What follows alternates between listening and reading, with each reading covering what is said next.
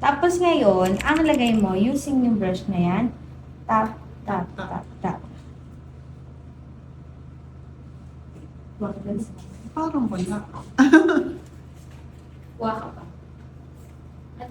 Oo, lahat na nagdo-dark, lalagyan mo yan.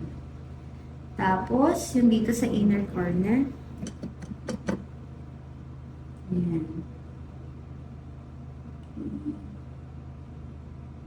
Ang ganda ba sa may mata, ha? Tapos, ayan, para ka nagde-dribble ng bola. Ganun siya. Diba? Nagde-dribble siya. Kasi nagawa niya. Okay. Gusto ko tong portion na to. Dito lang ako magaling eh. Tap-tap ng corrector. Oo. Okay, patas pwede mo lagyan to yung inner. Kung feeling mo dark yung sa ibabaw na eyes mo, pwede mo din lagyan. Pag gusto mo i-cover. Pero konti lang ha. Konti lang. Kasi pwede mo maging ano yan, eyeshadow Ano? effect. Lagyan natin kasi may itim siya. Sige.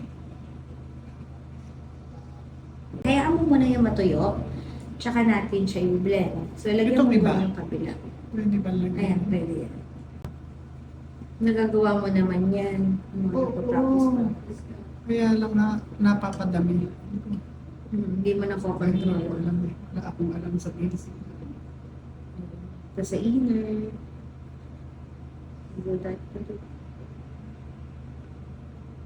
Tagal to. Ang dami akong re-rento ko hindi to. Gugutumin ka.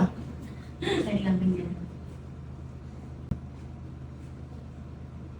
Okay na.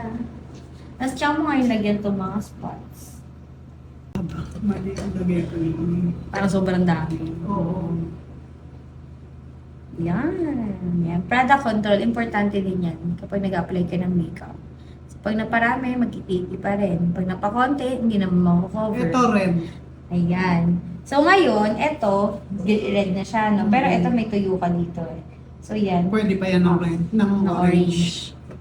Kuha ka na ng green color corrector para sa redness. Sa gilid ng nose, and then dun sa mga pimples. Ah, yung bago. Baba mo pang konti. Ito siya. Yan. Gilid. Gilid ng nose.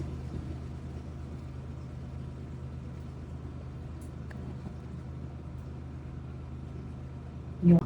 Okay. Tsaka mo ngayon i-blend ng mini blender. So, baba mo muna yan. And then, kuha ka ng mini blender. And then, dab.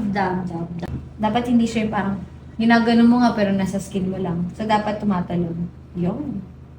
Tapos na parang part na siya ng skin mo. Ay, sa inner corner, isiksik mo doon yung pinaka-point no sponge. Diba yan yung point ng sponge? Iurong mo sa inner. Puti sa mata ko. I-blend. Yes. Lahat yan, kailangan i-blend. Dapat lapat siya sa skin. Hindi yung parang nakaangat yung color corrector. Diba? Ganun pala.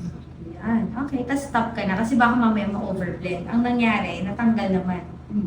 Sige, unahin mo muna yung mga una mo nilagyan. Like yan. So, okay na.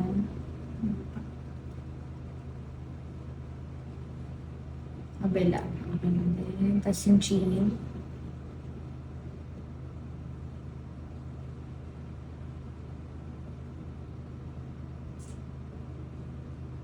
Alam mo, nakakangawit mag-makeup. No? Nakakangawit. Oo. Ang awit mo.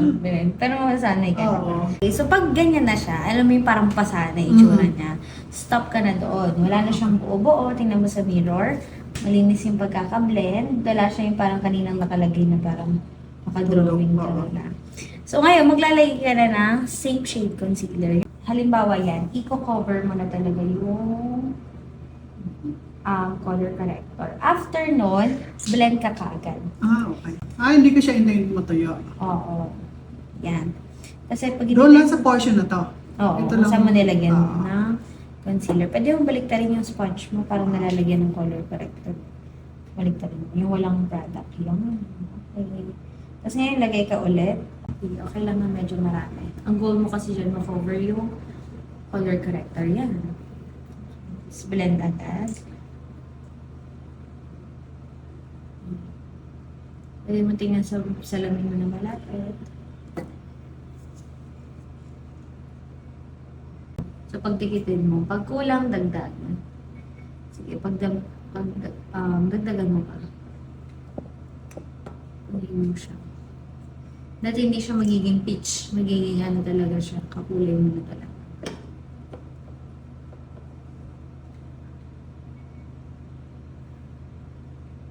Yan, pati sa baba. Yan, okay. Sige, okay lang. Dami na yun. Dami na. Kanina, konti. Kanina, oo nga, na Ayun ang marami. Okay, Belen. Isama mo na din yung gilid ng nose mo para ano. Yan. Dapat magiging part na yan ng skin mo. Pati yung sa up, yung sa lids mo sa taas. Sama mo na din. Pag-blend mo yan.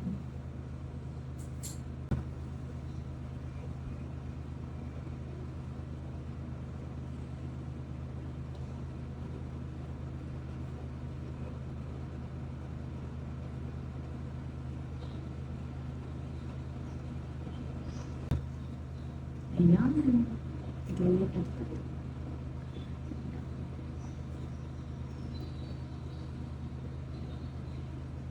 so, ganyan dapat yung blend mo.